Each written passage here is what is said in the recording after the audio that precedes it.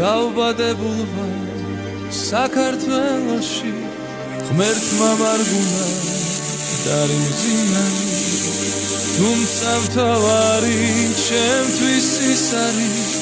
რომ ჩემი ერი არც ქრისტიანი ერთგულება და ღვთის სიყვარული წმენა იმედი აღწევს სულში